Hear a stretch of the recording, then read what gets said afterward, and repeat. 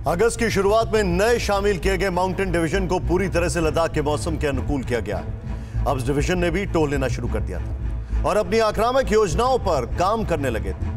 यह प्लानिंग इतनी सीक्रेट थी कि अगर सैनिकों को पकड़कर भी इसके बारे में पूछा जाता तो भी ये नहीं बता पाते कि चीन के खिलाफ इस ऑपरेशन को कैसे अंजाम दिया जाना है।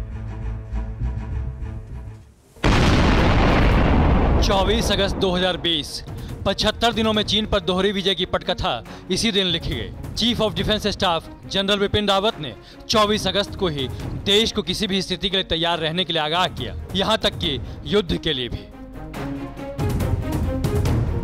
अब तक ग्राउंड जीरो पर कंपनी के कमांडरों और माउंटेन डिवीजन के प्लाटून कमांडरों ने भी 17,000 फीट ऊंची चोटी पर चढ़ाई के लिए रास्ते का चयन कर लिया था।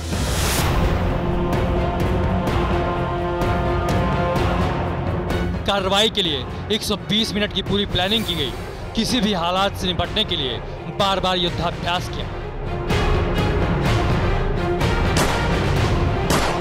हिमालय पर गो से रीटेक एक्शन तक की ट्रेनिंग हुई। ऑपरेशन में आर्टिलरी को भी शामिल किया गया और एंटी एयरक्राफ्ट एगला मिसाइलों के साथ वायुसेना की टुकड़ियों को तैनात किया गया, जिन्हें चीनी विमानों को मार गिराने का आदेश था।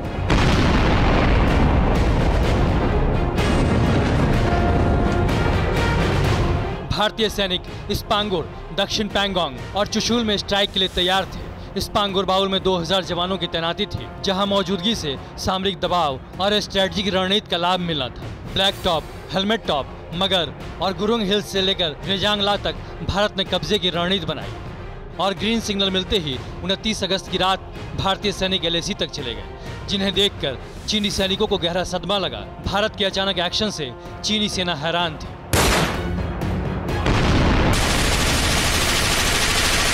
भारतीय सैनिकों ने चोटी पर मौजूद PLA जवानों को न सिर्फ खदेड़ा बल्कि उनके खुफिया कैमरे और उपकरण भी उखाड़ फेंके। 120 मिनट का ये पूरा ऑपरेशन 100 मिनट में पूरा हुआ। 30 अगस्त की सुबह से पहले ही जवान ऊंची चोटियों पर पहुंच गए थे। पैंगोंग की चोटियों पर चीनी rocket launcher, anti tank missile भी तैनात थी। ऑपरेशन के दौरान भारतीय जवानों को वार्निंग फायर भी करना पड़ा था। और इस तरह ब्लैक टॉप के आसपास की चोटियों पर कब्जे के अलावा पैंगोंग की पहाड़ी में 3 किलोमीटर की इस लाइन पर भी हिंद के वीर चीन के आमने सामने डट गए।